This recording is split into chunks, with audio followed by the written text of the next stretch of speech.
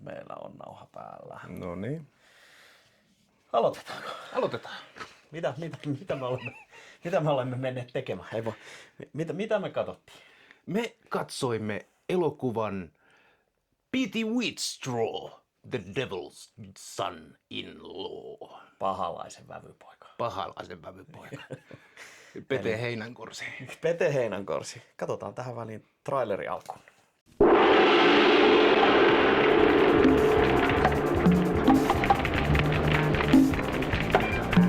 Yeah? I'm Petey Wheatstraw, the devil's son-in-law.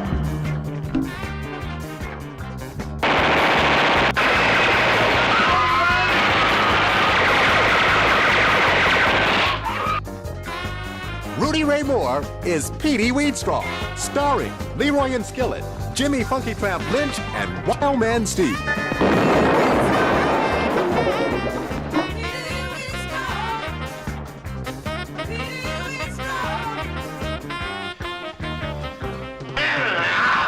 Just remember one thing. Tell him you got to.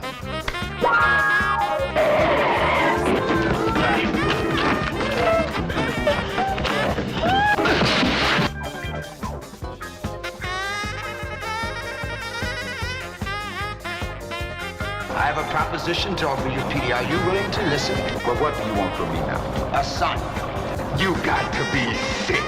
Don't give me that supernatural shit. That Dolomite man, Rudy Ray Moore, is back funnier than ever in the new movie, Petey Wheatstraw. Start praying, pal. Just tell your boss I'm still alive and I'm mad as a hornet in a bumblebee hive. Tell your boss that his days is numbered and his luck is bad.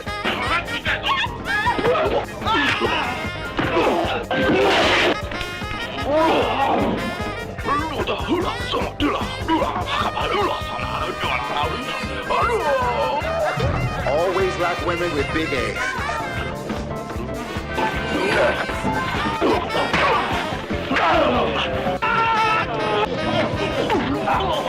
Don't brother me, no business, born rat suit, son of a bitch.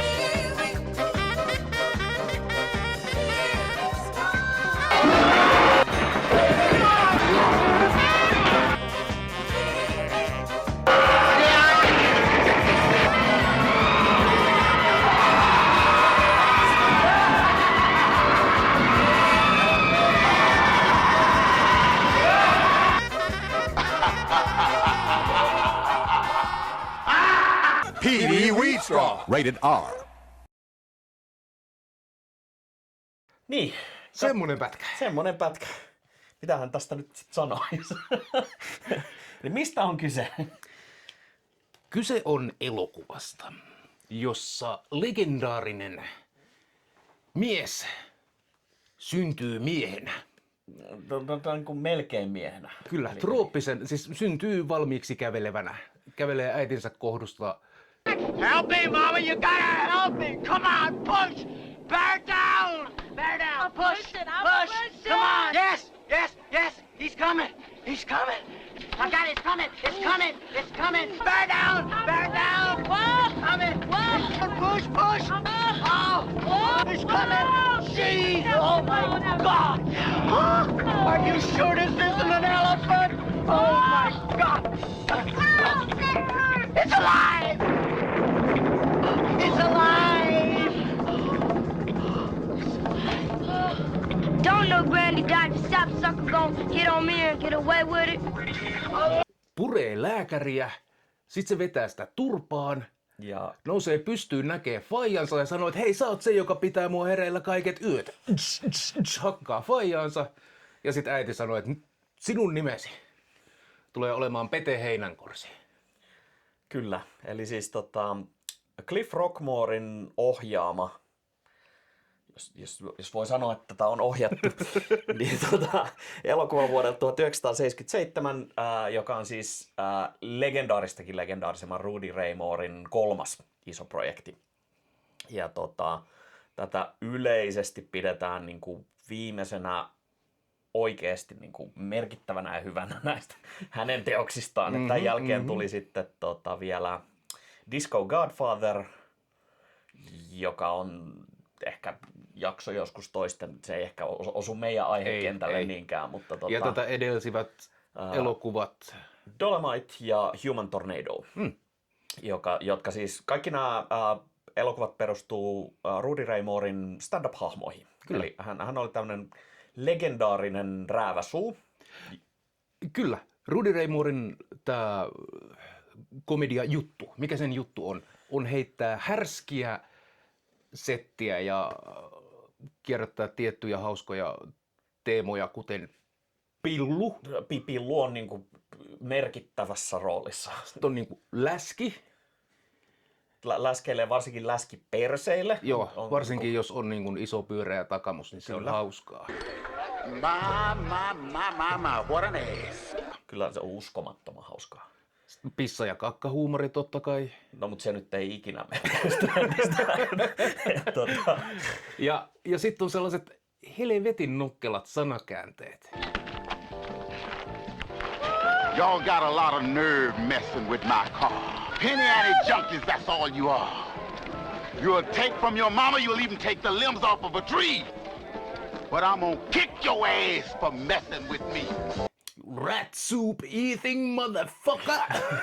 Ja siis Rudy Ray Mooren suurin claim to fame hän on siis se, että se on mies, joka osaa sanoa bitch-sanan vahvemmin ja tarmokkaammin kuin kukaan muu maailmassa. Rudy tiputtaa kyllä parhaat bitchit niin koko show-bisneksessä. Mutta Rudy siis teki merkittävän määrän stand-up-levyjä. Mm-hmm.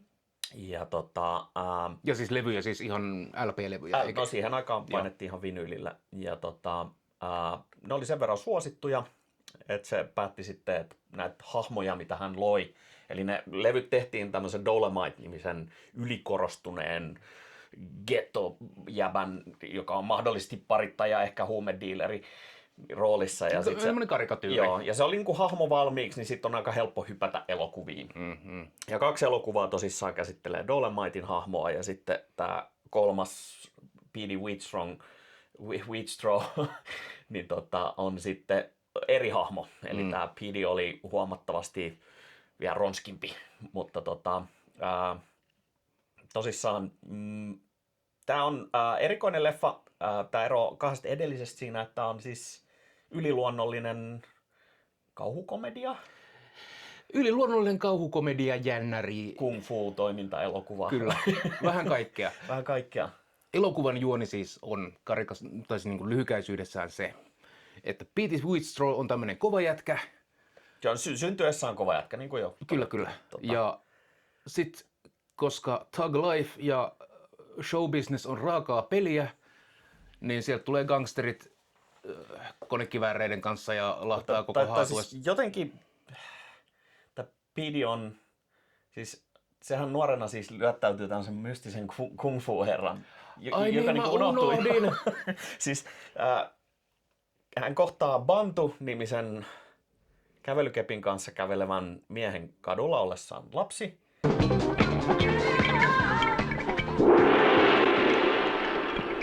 Do not be alarmed. I am a friend.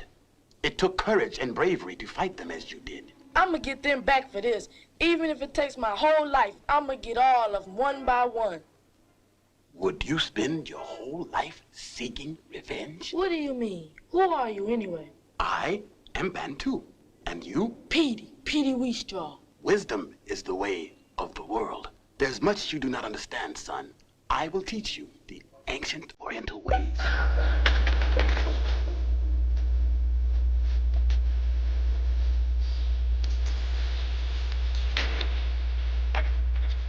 Joka sitten treenaa hänet huippu kung fu-taistelijaksi jostain syystä. Noin aamupäivän kuluessa. Ja sitten kun treenit on valmiit, niin se ilmoittaakin, että hän haluukin naurattaa maailmaa ja olla stand-up-komikko. Toki. Ja sitten siihen kung fu-aspektiin palataan tasan yhden kerran. Kyllä. Sen jälkeen. Ja kung fu-mestari sanoo viimeiset sanat, että muista viisaus. Muista viisaus ja muista.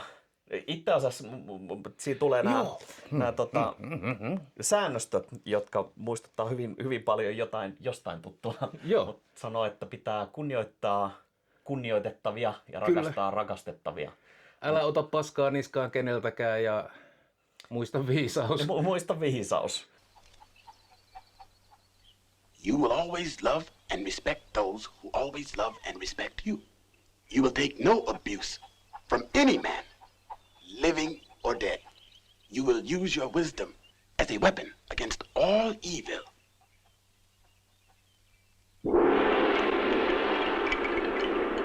Mikä on, siis sehän on aika lailla satanismia. Satanistinen sanoma niin kuin ihan Kyllä. puhtaasti munkilla, mutta tässä toki naamioitu orientaaliseksi viisaudeksi. Joo! Ei aasialaiseksi. Minä opetan vaan sinulle orientaalista viisautta ja sitten ne Nimenomaan mätkii kepillä jotain säkkiä. Mut se on itämaista Se on itämaista Me ei viisausta. voida ymmärtää sitä länsimaisina. Että se varmasti näin. Mutta No tosissaan, anyway, siis se on kung fu mestari jätkä ja showbusiness on raakaa ja sitten sen kaverin veli tai siis itse asiassa lapsi. siinä on tämmöinen omituinen stand-up-koomikko-duo, jotka perustaa stand-up-klubin tai lainaa rahaa saatanalta eli valkoiselta mieheltä. ja jonka nimi on Mr. White. tämän rahan voimin he koko tämmöisen ison keikan ja ajattelee, että tulee hilloa takaspäin, voidaan maksaa valkoisen miehen lunnat takas ja ehkä jäädä vielä voitolle, kunnes selviää, että Rudy Ray Mooren hahmo, tämä Petey Wheatstraw, on tulossa keikalle samana Joo. päivänä. Nyt ei käy. Ei käy, että se Käykää on joka kovistelemaan vähän. kaupunki ei ole tarpeeksi iso molemmille. Ei tietenkään, ei. Ja sitten nämä, mikä se oli, Leroy and Skillet, niminen komediaduo, joka ilmeisesti on ihan oikea komediaparivaljakko jostain muinaisten vuosien takaa, mutta ne määrää tosissaan tällaiset gangsterit, se oli Arpinaama Willy. Joo. Willy Arpinaama. Joo, ja Siinä menee arpi naamassa. Ja vähän vaihtaa paikkaa aina silloin tällöin. Ja sitten sen kaveri, jonka nimeä ei taideta mainita, mutta joka pukeutuu paremmin kuin about kukaan muu maailmassa ikinä. Sillä oli sitten kultainen tuulipuvun-takki. kultainen ja sitten se oli hopeinen. Joo. Varmasti kylän korkeimmat korot yhdessä vaiheessa myös. Jep, ja leveimmät trumpettilahkeet. Ja koska Pidi ei tietty kuuntele järkeä, niin he palkataan siis kovistelemaan heidät. Ja sitten ne tietysti päätyy siihen, että he ensin ampuu lapsen hengiltä. Joo. Joo, se hauska tämmöinen narratiivi, että okei, menkää kovistelee sen kaveriin, että jos Piti ei kuuntele järkeä, niin se kuuntelee kavereittensa kyyneliä. Ja sitten gangsterit menee, okei, kaveri, me tullaan vetää sua turpaan, sen pikkuveli on siinä. Tai lapsi, mä en ole ihan varma. Se oli se pikkuveli. Joo. Pikkuveli on sellainen, mä autan sua, ja sitten ase laukeaa, ja oh my god, lapsi on kuollut. Joo, ja tässä vaiheessa ne vielä niin kuin vähän surkuttelee, että tämä oli vahinko. Joo, sille hupsista ei tässä nyt ihan näin pitänyt käydä. Ja sitten seuraavassa kohtauksessa on tämän lapsen hautajaiset. Joo, sitten mennään hautajaisiin ja niin kuin suru on iskenyt yhteisöön ja Petey Wheatstraw on siellä silleen, ei vittu, tää oli mun syytä, mutta kyllä me tästä niin kuin tulevat ulos baptistikirkosta. Ja sitten nämä samat kaverit, jotka äsken surkutteli sen lapsen vahingossa tappamista, niin siis tulittaa Tommy Gunnilla koko hautajaisseura. 2 Tommy Gunnia siinä. Aivan vitun päreiksi.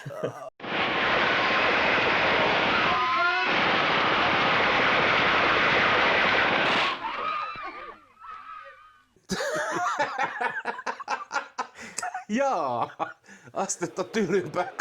Mä en tiennyt, että Näin se pitää hoitaa.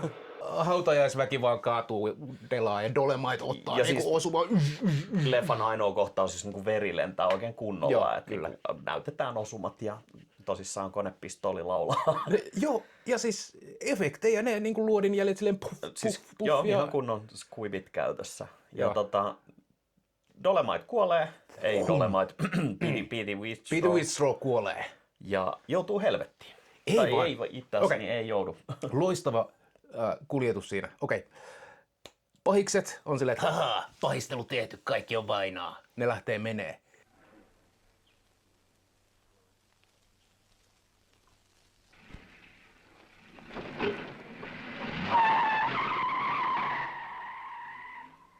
Ja paikalle käppäilee tällaisessa aurinkohatussa hyvin dabberi, semmoinen vanhempi herrasmies. Vihersamettinen takki ja kaikin puolin kuin dapper gentleman. sit, harmaantunut kyllä. komeasti.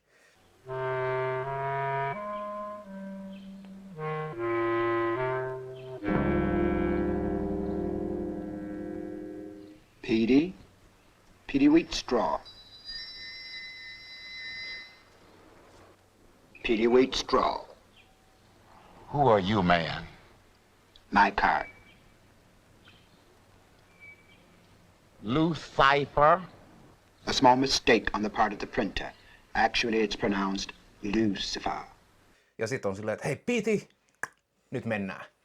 Pam, ne herää. Missäs mä oon? Sä oot helvetissä. Minä olen saatana. Hyvää päivää. Ja näin. Pidi päätyy tekemään diilin saatanan kanssa, joka siis ehdot on suurin piirtein, että Pidin pitää mennä naimisiin saatanan tyttären kanssa, Kyllä. tuottaa hänelle lapsenlapsi. Ja tältä vastaan koko porukka herätetään henkiin ja Pidi saa taikavoimia sisältävän parittajan kepin, jolla voi tehdä mitä vaan, koska kuinkas muutenkaan. Joo. Mutta Tää paholaisen Pimp Cane on kiehtova valinta. Jos me, koska tällä taikasauvalla tai Pimp Caneillä nyt sillä on merkittävä tekeminen niin kuin tässä leffassa. No siis sitä ei voi kierrellä. Siis keppi on, siis se on jättimäinen kikkeli. Siis se on vaan fallos. Tää keppihän ei sit varmaan niin vahingossa ole tuonne ruskea fallos pyöreällä kärjellä. Eka asia mitä se teki oli vei sen vessaan räjähtämään. Ja siis siihen pisteeseen saakka, että siinä kepissä on piirretyt suonet. Onko tuo vitun kepil suonet? Et en tiedä, onko se tarkoituksellista vai alitajusta, kun ne on tehnyt, mutta siitä ei vaan pääse yli. Ensimmäinen kerta, kun keppiä käytetään, niin se johdattaa vessaan.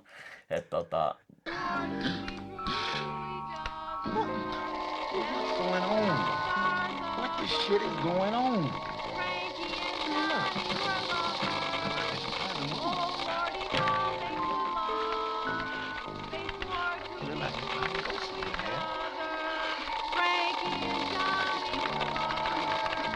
Räjähteiden äärelle. Sillä voidaan ohjata heikkomielisiä.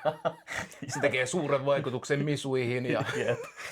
Et se on, joo. Mutta kuitenkin elokuva käytännössä käsittelee siis sitä, kuinka Pidi yrittää kostaa ja huijata saatanaa. Joo. Eli ensin kostetaan niille tyypeille, jotka lähetti Hit Squadin. Ja sit mietitään, että nyt pitäisi maksaa sit paholaisen palkka, mikä on mennä naimisiin sen tyttären kanssa. Niin ja siis tytärtähän ei näytetä missään vaiheessa. Siis... Ensin on se, että no en mä tiedä, haluanko mä mennä sun tyttären kanssa naimisiin. Miltä se näyttää?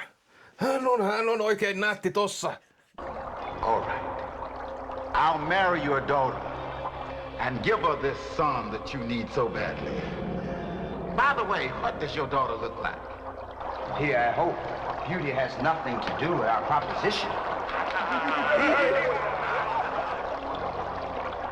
Oh, hell no, man. No, I won't marry a dealer. No deal. Kill me, man. Kill me.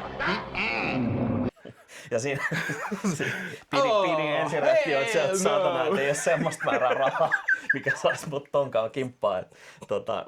Annetaan ymmärtää, että hän ei ole erityisen esteettisesti kaunis ilmestys. Mutta onneksi siellä on se orientaali viisaus, mikä tulee. Käytä viisautta. Käytä viisautta, koska sä oot kuolemassa. Yleensä kannattaa käyttää tyhmyyttä viisauden siihen. Jep. Mutta tosissaan... Nyt olisi aika mennä sitten sen tyttären kanssa naimisiin ja sitähän me ei haluta tehdä. Ja sitten... Leffan niin kuin juoni, mä en ole ihan saletti, että onko ollut ihan kauheasti käsikirjoitusta. Ehkä vielä vähemmän kuin meillä tätä jaksoa suunnitellessa.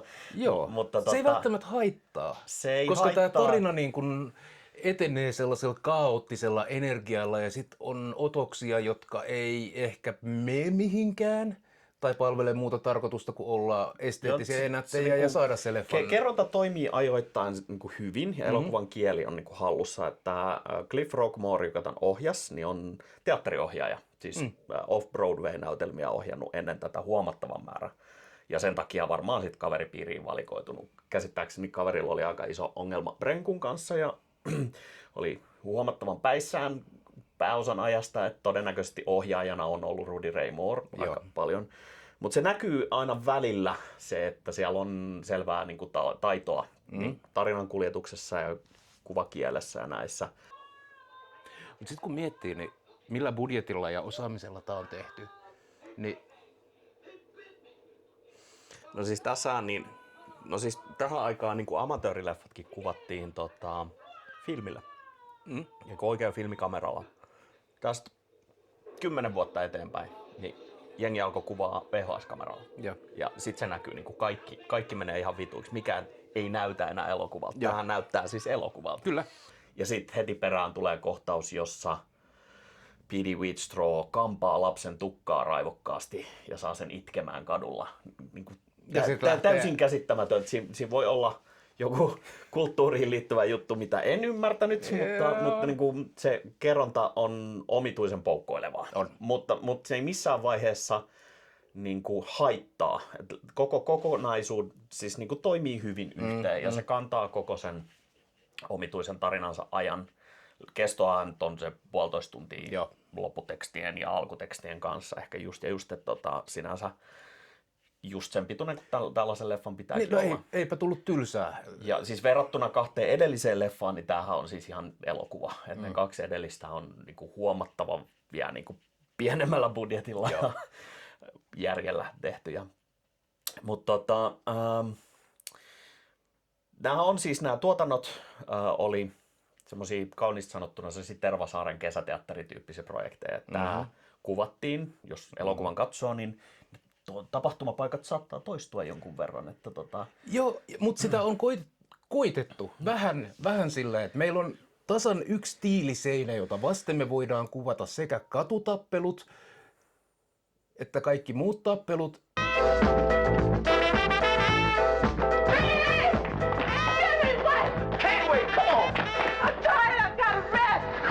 Sit down for a minute and rest. What's happening? Now we gotta do something.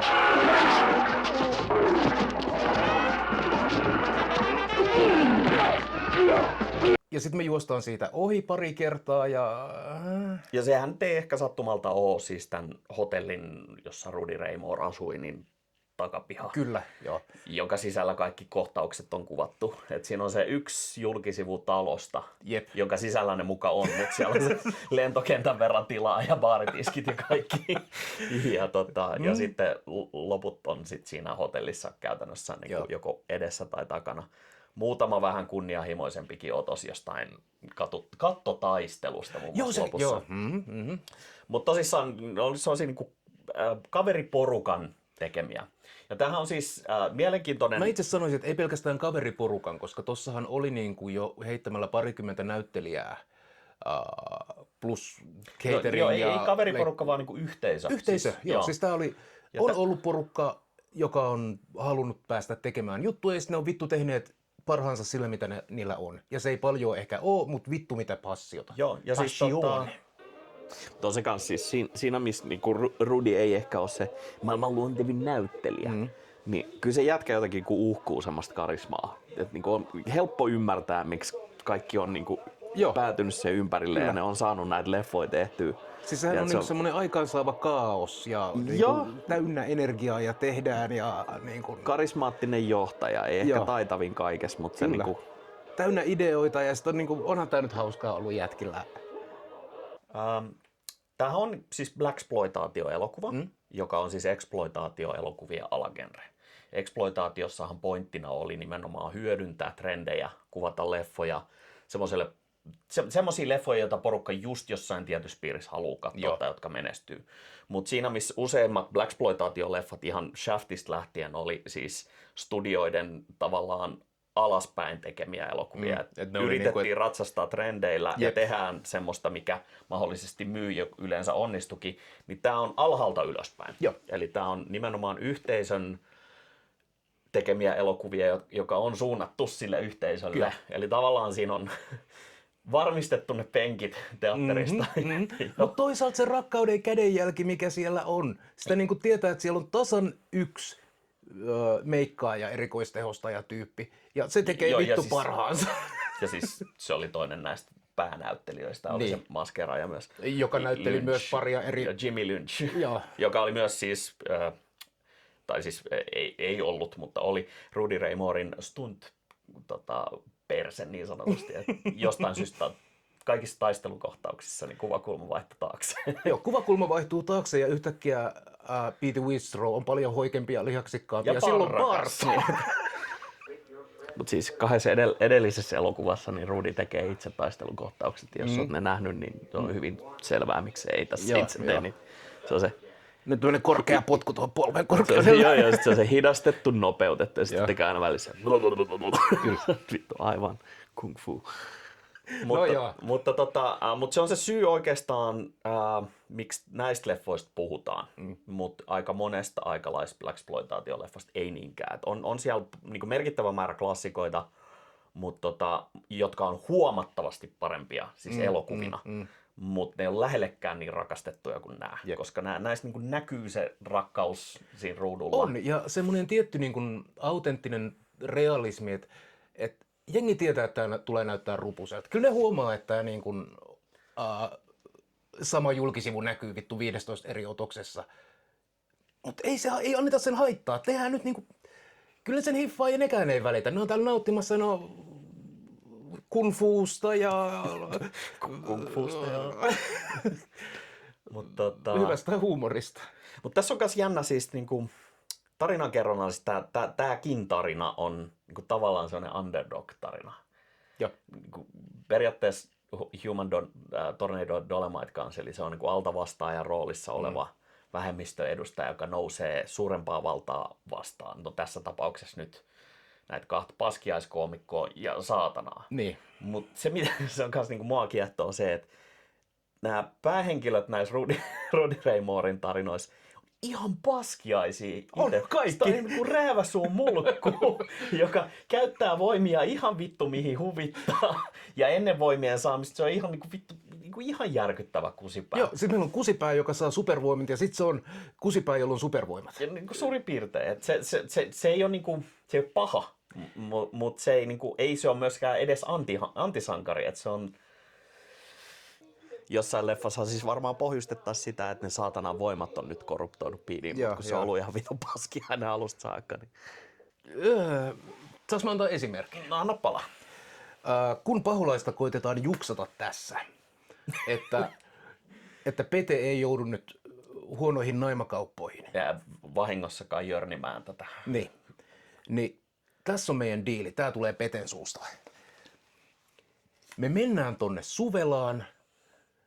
Napataan sieltä ensimmäinen Wino, mikä on puistokemisti. Ja sitten me juotetaan se känniin, ei viinillä, vaan kovemmalla tavaralla. Ei juoteta, vaan siis tökätään se täyteen niin kuin hard stuff. Joo, kyllä. Ja sittenhän sieltä tulee niinku piikkipyllyä ja herrasmies takakonttiin. Kidnappaavat Spurgun kadulta. Kyllä. Ja tää viinipulloa kannatteleva huumattu herrasmies maskeerataan, meikataan näyttämään ihan Peteiltä. Ja sitten me sanotaan paholaiselle, että Pete meditoi ennen kuin se menee naimisiin. Se oli hänen isänsä toive, että meditoi ennen häitä. Joten paholainen, jos tämä ei vaikuta ihan siltä, että se on vain syvässä meditaatiossa. Ja sitten lähetetään niinku... Mutta joo, siis päähenkilön juoni on tehdä kidnappaus, väkisihuumaus ja niin kuin petos. Kyllä. Olkootkin, että saatana. Toki, joo, sä lähetät jonkun muun puolestasi helvettiin. Mutta sitten taas toisaalta tämä appiukko saatana haluaa järkkää ennen tätä Pidille nämä polttarit. Joo, paholaisen järjestämät polttarit. Niin niissä totta kai käydään sitten ihan itse, koska siellä on huone täynnä hemaisavia naishenkilöitä. Ja tää on kans näitä niinku, ei juonen kannalta välttämättä tärkeää, mutta okei. Ne on siellä klubilla, kavereiden kanssa tulee viesti, hei vittu, paholainen on tulossa. Ei se vielä pitänyt tulla. Ja sit se hölkkää sinne ihan vitun nopeassa verryttelyasussa, edelleen se dapper partajäpä harmaantunut. Ja on silleen, että Pete, me lähdetään nyt lenkille.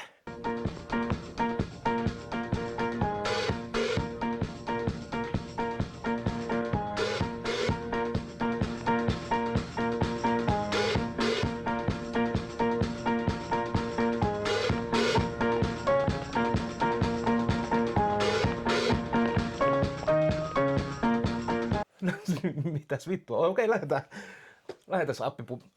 Apin kanssa lenkille ja kävellään korttelin yli ja Suljettuun purkukuntoiseen taloon, Joo. jossa on sitten sisällä satiinilakanat ja vuorattu punaisia valoja ja valtavan hieno panoluola. Ja sitten Paholainen sieltä, että Pete poika, kuule, se olisi nyt. Mä oon aina halunnut polttarit itse, mutta koska mä en voi niitä itselläni järkkää, niin tässä on sulle. Ja Kyllä. Mitä siellä on? Pete on silleen, mut kuule, Appiukko, me ollaan täällä kahdestaan, että mitä sä ajattelit, että me tehdään? Ei hätää. Simsalabim. Sarvipäiset naiset ilmestyy paikalle. Joo, juonen kannalta on hyvin tärkeää, että nämä naiset on puoliksi alasti. Noin 10 kappaletta ja kaikista vähän about eri etnisyyksiä ja sarvet päässä ja have fun. Ja sitten tulee sellainen Benny Hill-panokohtaus, missä Pete käy panemassa jokaisen 10 naista. Ei, siis tätä ei näytetä. Tää on niinku hyvin... No, näytetään ja ei näytetä. Mitäs mun pitäisi tässä tehdä? No siinä on se Misu, niin meet sen silleen niinku pidät sen jalkoja tossa ja sitten silleen ja sitten hymyilet kameraan. Kohtauksessa näkyy kaikkea muut paitsi erottista materiaalia. Siinä ei mitään niinku vähänkään semmoista. Joo.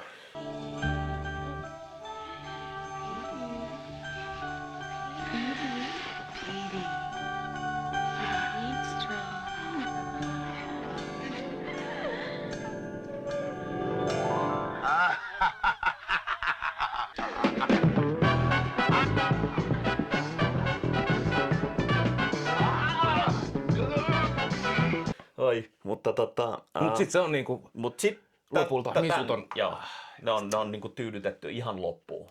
No täysin voimattomia. Ja tämän jälkeen sit vasta tehdään se huijaus. Joo, toki. Puistokemistillä. Mutta myöskin niinku, tähän tulee tämmönen kohtaus.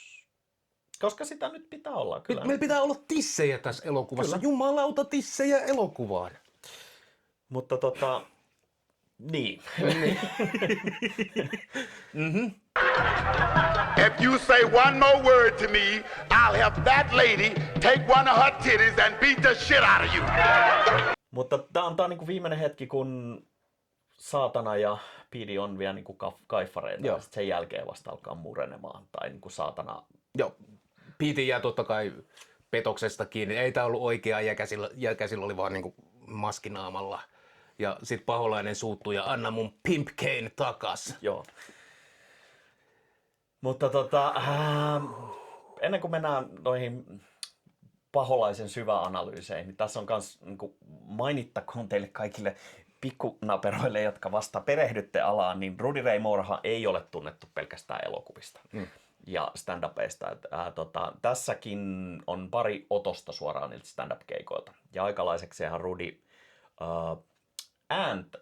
Rudin ääntämys ja poljento oli aika poikkeuksellista. Joo, kyllä. Ja sillä oli omalaatuinen rytmi, joka ei osunut beat-runouteen tai kalevalaiseen runomittaan tai mihinkään muuhunkaan. Mutta sitten myöhemmin 70-luvun lopussa, 80-luvun alussa, niin muun muassa Afrika Bambaatta ja muut niin rap-skenen ihan niin ensimmäiset megastarat niin alkoi löytää Rudin. Ja loppupeleissä Rudia pidetään rap-musiikin tämmöisenä kantaisänä tai proto-räppäri.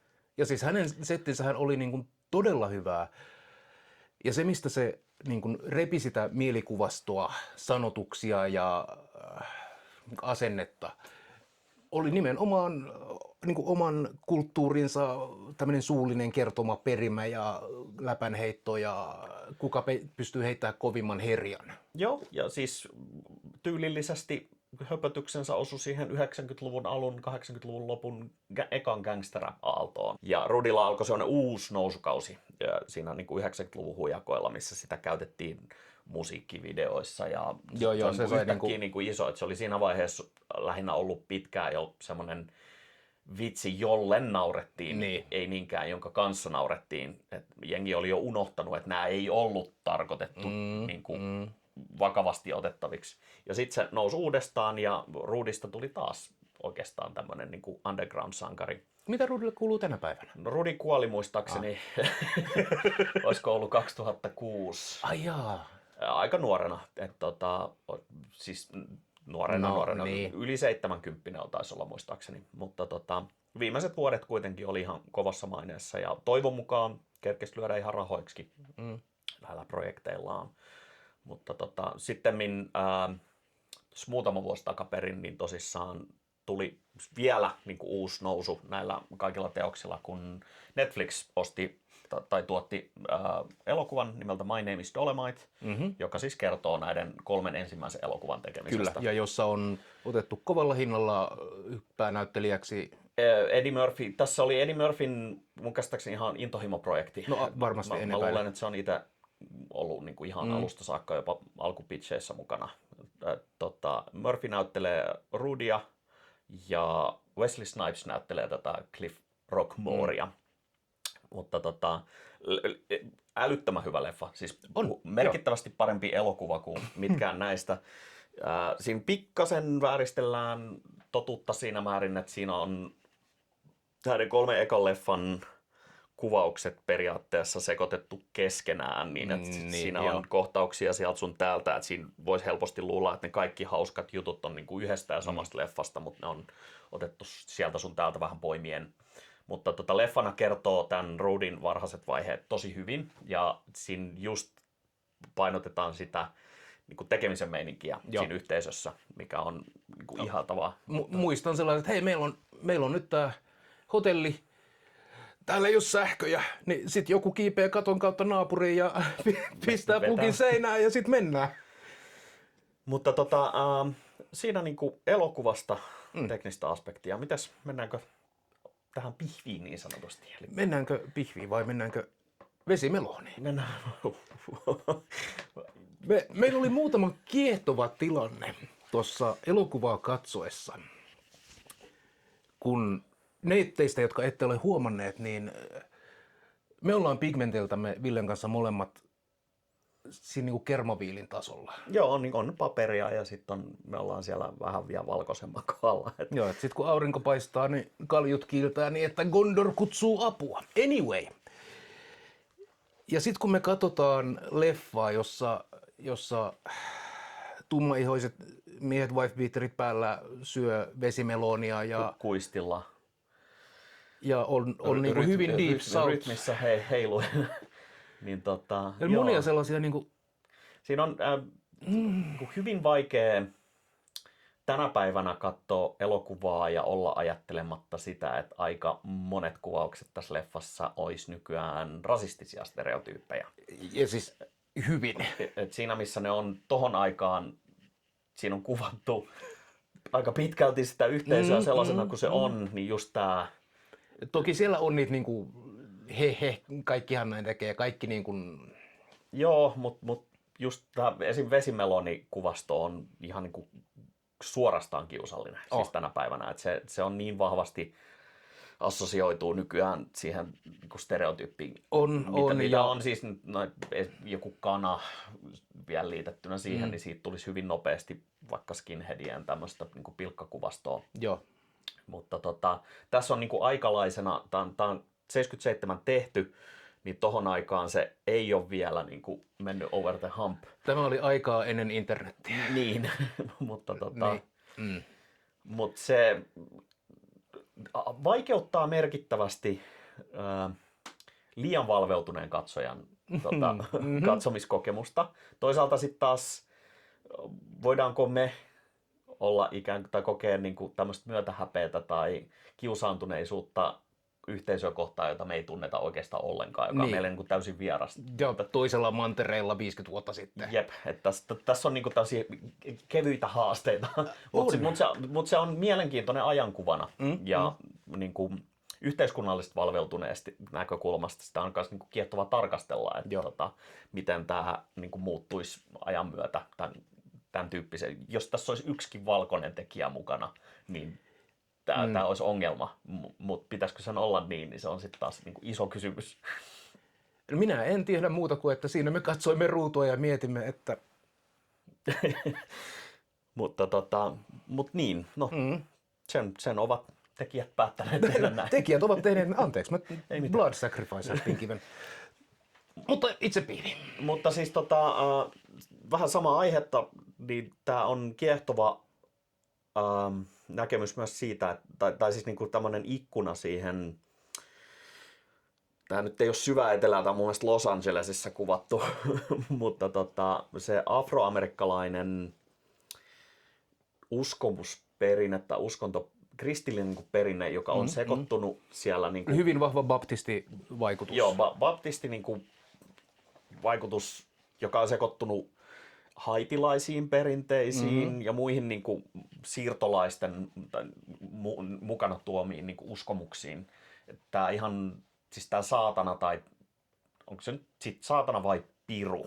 No mä käyttäisin termiä piru, koska tää on ne käytti tietynlainen... ihan konkreettisesti leffassa nimeä saatana, Joo. mutta se ei niinku missään nimessä ollut mun mielestä niinku kristillinen saatana.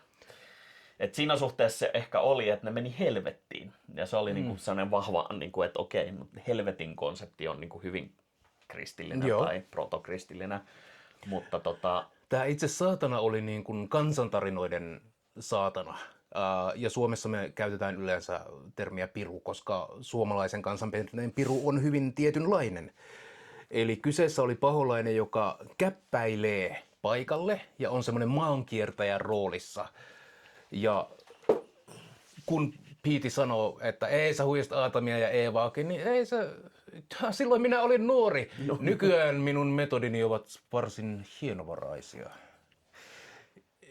Ja sitten se niinku paholainen tulee ja menee ja silloin niinku dabberhattu ja... Mä dikkaan tästä paholaisesta ja sikata. Se on niinku, se ei ole naurannut noille Petein vitseille ikinä. Ja sit se on niinku serious fucking business, mutta ei se ole... se on aidosti vaan haluaa rakkautta tyttärelleen. Se on viettelijä hahmo melkein. On, mutta hyvin samaistuttavissa oleva niin kuin ihmismäinen, inhimillinen. Joo, ja siis niin kuin tässä kuvauksessa niin kuin huomattavan virheellinen. Tai siis, niin kuin inhimillisyys tulee esiin siinä, että hän menettää hermonsa ja on Petey vietävissä. Kyllä. Parinkin otteeseen. Ja piruhan nimenomaan, tämä kansanperinteen piruhahmo, on juksattavissa. Saanko kertoa nopean suomalaisen kansanpirullisen tarinan? Okei. Yksi suomalaisessa kansanperinteen tarinoissa piru tulee metsästäjälle tai tällaiselle metsästäjälle ja sanoo, että mä ajan tämän yön aikana 100 jänistä sun ansoihin. Sä syöt sille hyvin, sä tulet rikkaaksi, mutta sun sielu kuuluu mulle, okei? Okay? Metsästäjä on, all right, deal. Tän illan aikana. Ja se levittää 99 ansaa, tiiäksä. Läpi yön sinne niin kuin menee. Se vaan heittää niitä ansalankoja ja puput juoksee. Ja viimeisimmän se kiinnittää 6 latvaan. Ja sit jänikset alkaa kerääntyä siihen niin 6 alle ja on sille, että ei me vittu päästä tonne ansaan latvaan ja piru on siinä vieressä. Mikä nyt saatana? Ja sit aurinko nousee ja ai vittu, mun sielu olisi niin kuulunut sulle, mutta kun tää jäi nyt, ei ollut 100 jänistä. Ja sit mies saa pitää 99 jänistä ja piru ei saa mitään. Eli hyvin niin kuin höynäytettävissä oleva, juksattavissa, jos meidän protagonisti on tarpeeksi nokkela tai viisas tai vahva tai milloin mitäkin. Use your wisdom, niin kuin Bantu on. Wisdom. Mutta oliko tämän leffan protagonisti niin älykästä se onnistui huijaa? Eli siis saa saatanalta tämän taikavoimaisen falloksen, parittajakepin, jonka voimilla se voi taistella lopulta näitä hämmentävän upean näköisiä demoneja vastaan. Ja siis tässä fallussauvassa, Pimp Kaneissa, on paholaisen voima. Joo, joka on siis sellaisenaan vaan. Ja siis paholainen toteaa itse, että, tai siis piru, että hän ei voi tehdä mitään, koska hänellä on. Hänellä on se vitun sauva. Menkää hakemaan se sauva. Avengers! Valitettavasti pidi itse aina välillä unohtaa sen sauvan voimat ja käyttää sitä lähinnä lyömäaseena jostain syystä, mutta saman kohtauksen sisällä se myös torjuu niin kuin taijalla. Joo. Ne voimat on, ehkä ne ehtyy aina välillä taijalla. Se jää vähän varmasti silleen. tämmöinen narratiivinen pointti. Mutta se on siis se tosissaan se piru tajuaa jossain vaiheessa, että se on altavastaaja. Se paljastaa kirjaimellisesti oikeat karvansa. Kyllä, joo. Ja siis se on hieno, koska se ei ole siis niin kuin demonisaatana, vaan se on Pan niin kuin käytännössä. Kyllä, tästä jopa niin kuin, okei. Tämä Dapper Piru, joka tulee paikalle ja se on hyvin sharppi ja smoothi ja vieteltävä, viettelijä, arvokas herrasmies, niin kun se suuttuu ja paljastaa ne todellisen luontonsa, niin sen tukka on kammattu niin kuin aivan pystyyn, parta niin sojottavaksi kuin saadaan. Sillä on valtavat sellaiset aasinkorvat ehkä. Joo. Ja sit sarvet kasvaa. Joo. Ja sit sen iho on niin kuin valkoinen ja verinen ja silmistä valuu verta ja siis... Näin. I've been made a complete fool of. Now retribution is due Petey Wheatstraw. Bring the dirty dog to me. I'll fix his ass. You are my chosen disciples. The prides of my kingdom. Go and bring Petey Wheatstraw to me.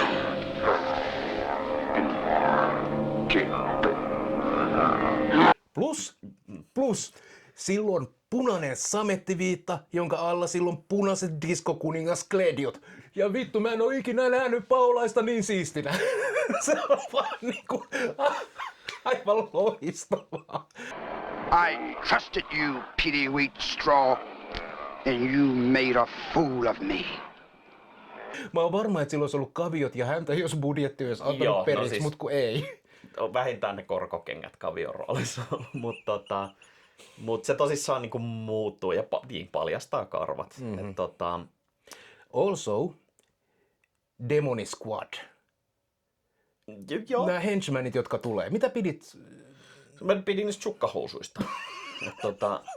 Siellä on noin 10 näyttelijää, jotka on ollut varaa maskerata. Joo. Ja niillä on tämmönen niinku sulanut naama. Joo, tosi pahan näköiset ja niillä on pienet sarvet. nännin näköiset sarvet. Joo, jota nännisarvet oli.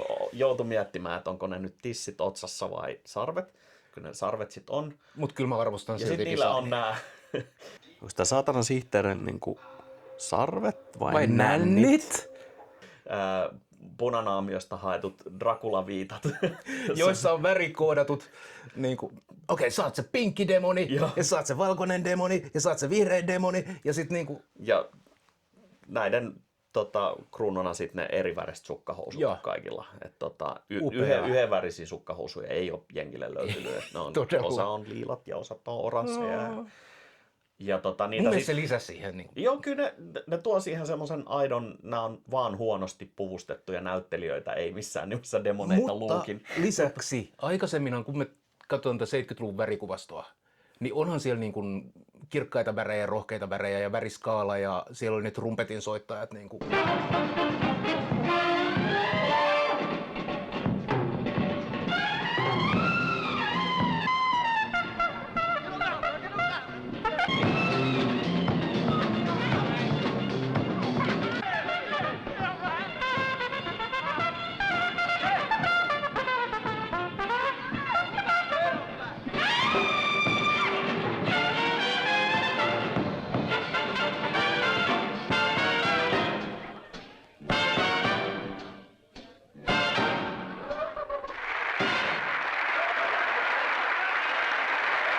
Kaikki. Joo, siellä on niin kuin tosi övereitä pukuja, mutta se on totta kai on tosi värikästä aikaa. Se, että meidän budjetti ei antanut periksi nyt ostaa enempää kuin punanaamiosta ne trikoot. Niin... Mutta se on myös, miksi saatana ei laittaisi. Niinku, jos se on niinku tämmöinen dapper äijä, niin totta kai sen niinku kisälleillä on, ja niinku kohorteilla on niinku hienot klediut. Ehkä se ei ollut ompelia, mutta niin. Mutta se tosissaan, sen, kun se paljastaa se oikein muoto, se muistuttaa Pania, joka on kreikkalaisstarustoa. Joo, Pan on se OG, yksi niistä pakana jumalista hellenistisellä alueella, joka päätyi antamaan piirteitään paholaiselle. Eli sarvet ja korvat ja Tulee pukin. vuohiluukki, onko se niinku siitä niinku saatanalle? Paljon siitä, mutta ei Edellisessä ainoastaan. jaksossa puhuttiin vuohista paljonkin, mutta ei tätä sivuttu itse asiassa. Joo, no siis Pan on se niin kuin Pan-jumaluus.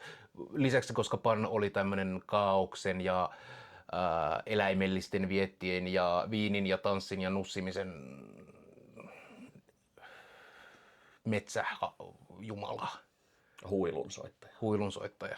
Sitä ei ollut tällä pirulla valitettavasti, mutta semmoinen panhuilun soolo olisi ollut kyllä. No trumpettiahan se olisi voinut. Joo, trumpetteja oli ihan tarpeeksi tuossa leffassakin muutenkin, saatana niin Joo, mutta siis näyttää panilta. Se tulee eläimelliseksi ja tuonpuoleisemmaksi.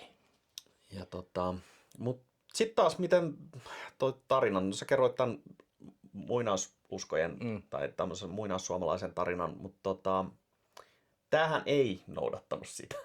Ei, mutta siis se mentaliteetti, että paholainen on tässä oli niinku yksinpäissä. Faust niinku lähtökohtana. Joo, ja kaupat pirun kanssa. Sitten se lopulta niinku Speedy huijaa ja ikään kuin voittaa paholaisen, mikä ei siis sopisi Faustiin, mutta sitten se ei huijaakaan. Joo. Sitten paljastuu, että se onkin Speedy, jota on koko ajan vedätetty. Tuplajuksaus. Ja sitten se leffa vaan loppuu. Joo. Niinku, ja Siis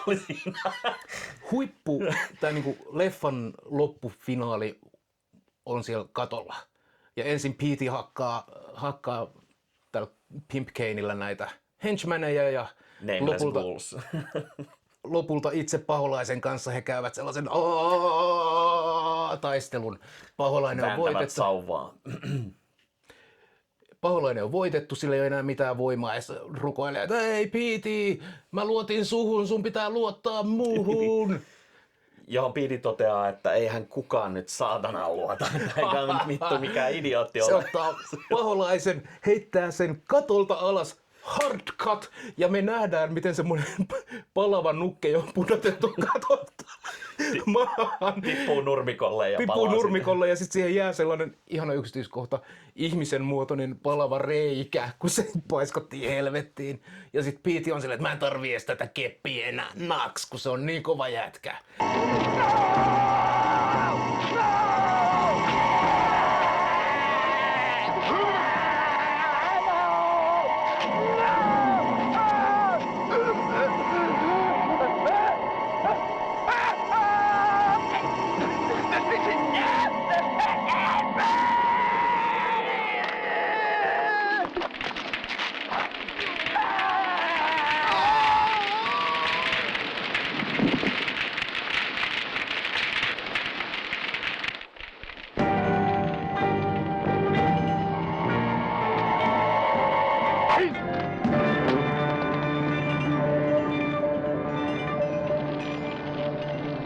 Mikä itse asiassa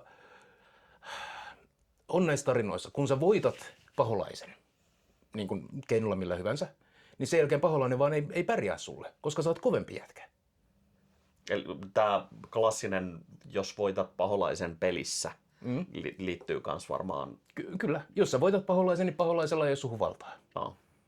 Ja siksi se Dolomite ei enää tarttunut keppiä ja nyt se on niin kuin kovin jätkä ja se hyppää autoon ja Ajaa kavereiden luo rehennelläkseen voitolla. Kyllä. Ei, mä voitin paholaisen, mä oon vapaa, tää homma menee niin kuin haluttiin. Ja tässä vaiheessa kaverit toteaa, että vittu sulla on auto takapankki täynnä demoneita ja itse Ketkä saatana. siellä on? Mitä? Etupenkillä nämä kaksi koomikkoa, nyt niillä on pirusarvet. Leroy ja Skillet. Jotka käytännössä sanoi, että hei, unohdit varmaan meidät leffasta, että mitä meille tapahtui. Ei, tässä me ollaan.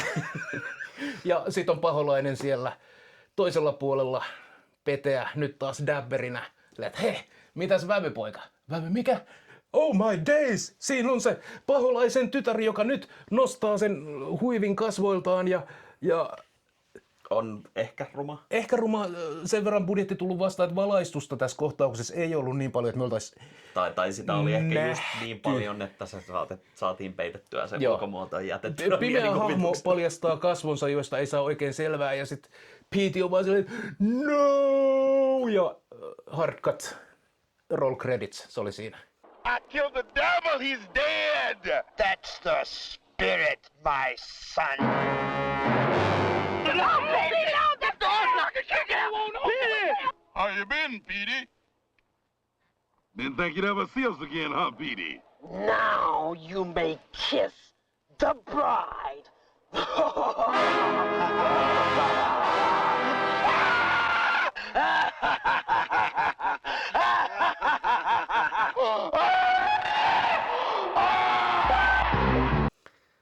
Täydellinen lopetus. Tai se on lopetus. Täydellinen lopetus. Se on lopetus. Se oli tuplajuksaus. Elokuva loppuu siihen. Se oli twist and bam. Toisin kuin M. Night Shyamalan ja silloin vaan se niinku twisti. Mutta tää oli lopussa silleen twisty bang. Mutta se oli semmonen leffa. Niin, no. Tää afroamerikkalainen niinku mystiikka ja saatanaperinnehän on kiehtova. Siis siinä suhteessa siinä on hyvin lähihistoriaan sidottu paljon tämmöisiä faustilaisia diilejä. Tää itse asiassa Petey Wheatstraw itsessään siis pohjaa oikeaan hahmoon tavallaan. Eli oli siis 30-luvulla paljon nauhoittanut muusikko nimeltä Petey, kirjoitettiin P-E-E-T-I-E, Wheatstraw, niminen muusikko, joka oikealta nimeltä oli William Bunch, joka siis omaksui tämmöisen demonisen alter egon. Ja oli siis tosi... Mies minun makuuni. tosi paljon levyttänyt muusikko, silloin satoja, siis yli 100 nauhoitetta, jossa hän oli mukana ja siis teki musiikkia ja avoimesti niin kuin pietaroi tämmöisen saatanamaineessa. Että se oli High Sheriff from Hell ja Devil's Son-in-Law oli niin kuin, alter egoja, jota hän käytti. Ja se on sitten tähän leffaan napattu. Jep. Ehkä on kuullut jonkun huhun tästä hahmosta tai sitten joku ties enemmänkin. Mutta se on yksi. Sitten on tietysti superkuuluisa tarina Robert Johnsonista, joka hautasi kissan luita 3 tien risteykseen ja sitten paholainen keskiyöllä tuli häntä tapaamaan ja he tekevät kaupan. Jonka seurauksena hän sai huomattavat kitaransoitto- ja laulutaidot ja oli sitten niinku aidosti kuuluisa levyttänyt muusikko. Kyllä. Joka oli siis todella mystinen ja hänen niinku tositarina hänen taustallaan on mystiikan verhoon peitetty. Mutta siis kyseessä on henkilö, joka siis eli 20-luvulla. Joo, ja tässä on myös se, että miten, ja siis niin ihan oikeasti rasismia tässä narratiivissa, koska eihän nyt musta kaveri voisi osata soittaa noin hyvin, ellei se olisi myynyt sieluaan paholaiselle. Joo, siis se on, mutta sitten taas myös oman yhteisönsä hyväksikäyttämä stereotypia. No joo, kyllä. Sitten nojattiin vahvasti siihen. Joo. Vittu, se on niin kova jätkä, että se sai voimansa saatanalta. Kyllä. Kuinkas muutenkaan. Mutta missä yhdistyy sitten taas niin kuin tämmöinen toiseuden ikoni. Kun kulttuuri vaikuttaa toiseen, niin ne, jotka on alakulttuurissa, ottaa yleensä helposti siinä niin kuin valta-aseman kulttuurista sen underdog-hahmon, sen vastustajahahmon, mikä on, no, saatana, kun me eletään valkoisessa kristillisessä Jenkkilässä. Jolloin saatanasta tulee helposti vastustuksen ikoni tälle niin kuin underdog-porukalle. Ja sama me ollaan nähty Norjassa Blackiskenen kanssa. Ja sama me nähdään, satanismissa. Oliko Petey Wheatstraw black metal artisti? Ei, kun mä puhuin nyt siitä Robert Johnsonista. Niin, mutta kuitenkin.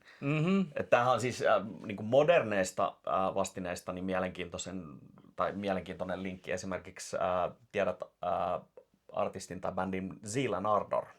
Joo, erinomainen. Tämä on siis 2 mustan muusikon projekti, jossa he loi tämmöisen feikkihistorian, jossa black metal syntyikin orjien laulamana musiikkina, eli se on... Kun he valitsivat saatanan. He valitsi saatanan Jumalan sijaan, jolloin tämä niinku, orjalaulujen ja hymnien perinne on siirtynyt metalliin. Ja siis jos joku kuulijoista, katselijoista ei ole perehtynyt, Zealand Ardor ihan siis käsittämättömän siis kova nyt bändi. Seuraavaksi katsomaan. Mutta se on niin kuin vahvasti tätä samaa tarinankerrontaperinnettä, jossa niin kuin alta vastaava afroamerikkalainen hyväksyy saatanan ja saa sitä kautta ikään kuin voimat. Mutta Robert Johnsonin taru elää vahvana. Mutta se niinku kiehtovaa, että vielä niinku 20-30-luvulla niin on niinku muutama 10 vuotta sen jälkeen on niinku puhuttu niinku vakavalla naamalla niinku henkilöistä, että ne niinku myi siis sielunsa saatanalle ja sai voimat. Ihan oikeasti oli siellä. 10 vuotta ennen televisioiden yleistymistä niin on vielä niinku vakavasti puhuttu niinku kavereista, että se on niin lähihistoriaa, että se Toki se on on niinku myös tosi vaikea niinku ajallisesti jaksottaa, että tää on niinku, jos tänä päivänä joku vakavalla naamalla tulee kertoa sulle, että mä myin mun sielun saatanalle ja sain voimat, niin edes se kaikkein harrain kristitty ei sitä usko, että se pitää sen ihan bullshittina. silloin kun Lordi voitti Euroviisut, niin kristillisessä skenessä, jota tykkään käydä seuraamassa, keskusteltiin aiheesta vakavasti, sillä selkeästihän kyseessä on paholaisen voimat ja Lordi ei voisi muuten voittaa. Suomi ei muuten voisi voittaa Euroviisuja, jollei Lordi olisi myynyt sieluaan saatanalle ja siitä hän laulaakin. Niin mitä olit sanomassa siitä, että ei kukaan vakavissaan? Niin, no.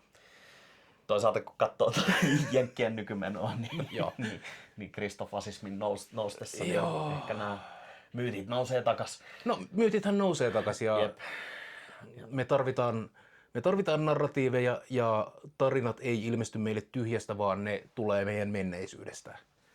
Kaiken maailman päiviräsäset on ja elää valitettavan vahvoina. Mutta leffa on elokuva, kyllä. Tämä oli elokuva. Minä itse asiassa... Absolute cinema. Kyllä. Niin kuin varmasti sanottaisiin. Mä pidin leffasta. Tämä on semmoinen, kun sä tylsisty sekunninkaan vertaa tätä katsellessa, että koko kestonsa ajan kantaa kaikesta kömpelöydestään ja heikkouksista huolimatta niin kuin aivan niin kuin naulaa ruudun eteen. Henkkoht mä pidän Dolemiteista ehkä pikkasen enemmän kuin tästä Petey Wheatstrawsta, mutta nämä on niin erilaiset, että niitä on vaikea verrata, yliluonnolliset elementit sun muut. Mutta semmoinen, kyllä tämä sinne niin kuin ehdottomasti katseltavien elokuvien joukkoon. Menee ehdottomasti. Tähdet 0-5. Onko se Hypnotis-magneettinen katse, joo. Ja siis juonen kannalta tärkeitä tissejä ja tyhmiä väkivaltakohtauksia ja tää ei ole kaikkien makuun. Tää ei ole sitä niin kuin high arttia. Eikä siis muutenkaan niin kuin kaikille, mutta kun tietää mihin hyppää mukaan, niin sanoisin, että kannattaa katsoa ne 2 edeltävää ensin ja sitten ehkä tämä. Ja jos kaipaa vielä niin kuin lisämateriaalia, niin My Name is Dolemite siihen perään. Kyllä. Voi olla aika tuhti paketti. Sitten on myös aivan käsittämättömän hyvä satiiri näistä nimeltä Black Dynamite. Michael J. Whitein intohimoprojekti, joka itse asiassa hallitsee sen parodian satiirin niin hyvin, että se menee melkein täydesti näiden hengenheimolaisena. Lisäksi tämä Petey Wheatstraw löytyy YouTubesta. Tällä hetkellä vielä. Parina eri versiona. Kokonaisuudessaan. Meillä sattuu olemaan tätä varten lainaksi lahjoitettu harvinainen keräilykappale DVD, jonka me laitimme koneeseen ja se kertoo, että restricted, et voi katsoa Suomessa. Liian kovaa kavaa. Ei voi. PlayStation ei antanut meidän katsoa. Mutta kiitoksia Ketulle, tämä oli lähtemätön apu. Mutta kynnys katsoa tällä hetkellä vielä ennen kuin joku sen hoksaa poistaa. Itse asiassa tästä voi olla, että on tekijäoikeudet rauennutkin niin, että ei ole levitysdiiliä, jolloin se saattaa olla. Mutta mä sanoisin, että jos kaipaa silleen hyvää iltaa, niin ottaa pari kaveria ja korikaljaa ja sitten katsotte ja nauratte tyhmille jutuille. Niin sittenhän tää on aivan täydellinen ilta. Kyllä. Ja ei tarvii välttämättä sitä kaljaakaan. Niin no, jos osaat nauraa tyhmille jutuille. Niin kuin me. niin Me raakakoirataan tätä elokuvakokemusta. En anna tähtiä, annan vahvan suosituksen. Minä annan vahvan suosituksen myös. Ja ei kai siinä. Me palaamme. Seuraava elokuva on varmasti yhtä tolkullinen kuin tämä, mutta annetaan Nahka Clubin laulaa taas, niin heippa. Ja nyt mä täältä taikaa kuin